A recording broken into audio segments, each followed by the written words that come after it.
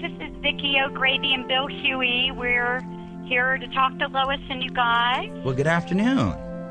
Hi. Hi, Vicki. Hi, Bill. Hi, everybody. Did I understand that this is some of this is based on the work of Alfred Adler? Yes, it was created. The creators of the original workshop had studied under Rudolf Dreikurs, who was a contemporary of Adler. They started teaching parenting classes based on Rudolf Dreikurs' work, and they found that the parents couldn't implement the parenting techniques because they were getting so triggered by not only their partners but their children. And so they created this workshop as a way to help the parents heal their own buttons so then they could go through with that. And so Adler's theory is that that our interpretation of what happens to us during childhood continues to play itself out as adults until we either challenge the belief, until we address the emotions attached to the experiences we had, or until we take a brand new action, a scary new action. And those are the things that P3 encourages people to do. And when I took this workshop, I could not believe the unconditional love and support that I felt. And it was the first place that I ever felt like totally validated the way that I was feeling and my need to express my feelings. And I fell madly in love with it and the people in there. I used to get really upset that the weekends were over. The thing that I love now is that now I get to see people in the same place that I was that go, oh my gosh, I never even knew I felt badly, and so now I just feel exhilaration and joy and self-celebration. So now that I've had my experience, I get to pass it on to other people. It's amazing.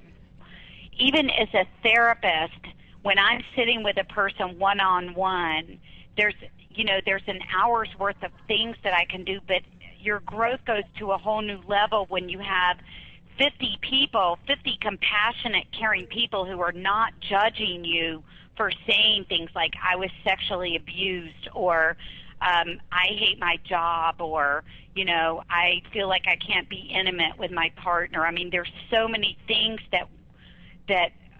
so many ways that we can heal once we have compassion and a lack of judgment. And it's not that therapy doesn't do that, because most therapists are very compassionate. It's just that when a whole lot of people are there to say, yes, we know and we're here for you, it just takes your healing to a new level. I took a training to be a couples therapist called Imago, I-M-A-G-O, and I learned so profoundly there that if a person feels safe, they'll do all the work that you want them to do. And so I started looking, how can we create even more safety in a workshop of 70 people, 50 people? Well, there's a couple of things. One is humor. We love to laugh. We use jokes, and we dance, and we play music. We just like to be playful, and also we respect people's right to say no thank you. There's a lot of people who have grown up being overpowered, and we teach them you can say no thank you, but we also at the same time say the more you put into this, the more you'll get out of it. But first you might need to say no thanks, I don't want to do that. And so although people tend to feel pressured, we don't pressure people. We say, we hope you'll do this. And also it tends to break up into smaller groups, so you don't have to stand in front of all these people and say, my father beat me. You can go off and talk to 2 or 3 people off on the side, and we usually have therapists in the room that people can talk to. But the most healing is when you take the shame out by saying it in front of everybody. Of course. But you don't ever have to. You can do the whole workshop and not say, tell the story of your life. We just want to get down to the healing of the emotions and the negative belief systems that people have. Yes, once you go through, then you come back like, you know how in the 12-step groups you have sponsors?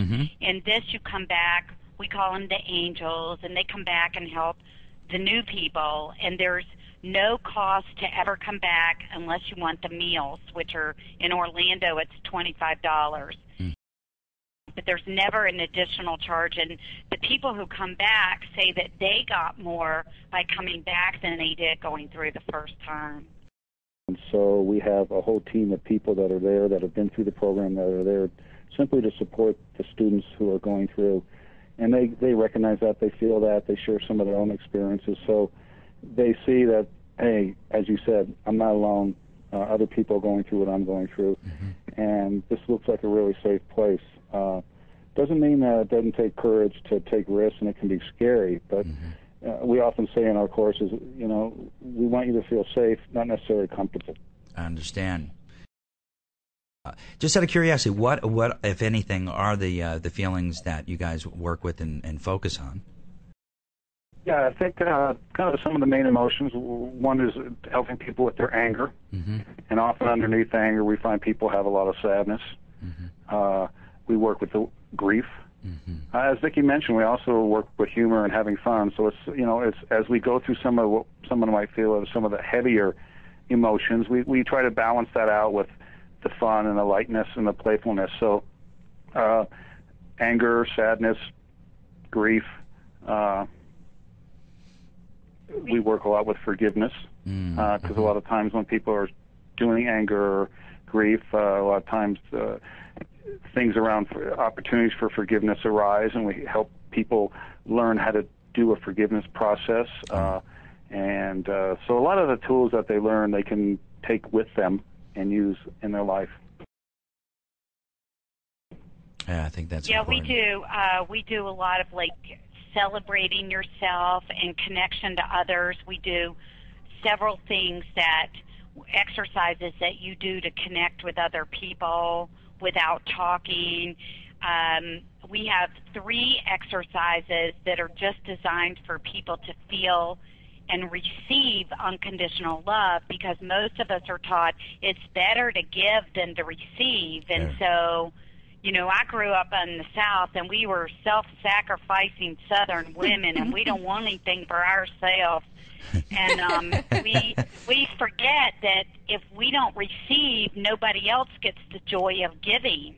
This is very true. And the other side is the macho man who doesn't need nothing because he's got it all handled and doesn't need any support, and he's the rock. And underneath, he's probably scared and fragile, and it creates a space for both those types of people to learn other ways of being. Yes, and we're always attracted to each other. Underneath it all, when it comes right down to it, it's basically no matter what age, we're basically afraid. You know, this fear. Absolutely. This is afraid of getting hurt if we love and get close, because when we're children and our parents don't have the skills to meet all of our needs, which no parents do, we determine that it's unsafe to love somebody, and it's unsafe to make ourselves vulnerable with them. And that's not what hurts us. It's other people's harm that was done to them that causes them to harm us, not our intimacy. Right. So the weekend provides a little piece of humanity for us. You know, it's an opportunity for people to connect, to feel safe, to expand their possibilities of who they are, to try on some new behaviors, to feel loved, to feel sad if needed to learn to express anger and to give an opportunity. So it's really, you know, it's an opportunity to be more whole in so many areas. Yes, it sounds like a completely empowering effect.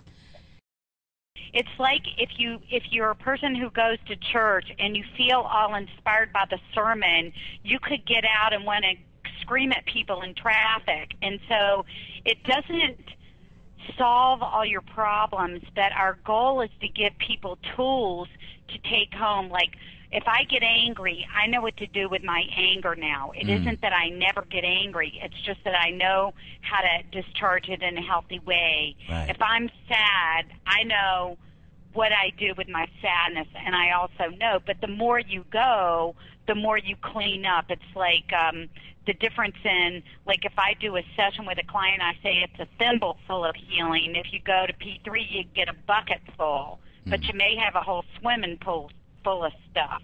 Right. So it's a continual process. It's like going to the gym. You can't go work out in January and feel great in October. P3 has a community.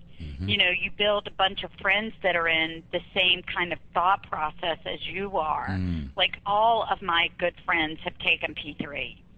Interesting. And we just have a common language. It's not that, you know, it's like 12-step people, 12-step groups provide a common language and a common purpose and a way to help people.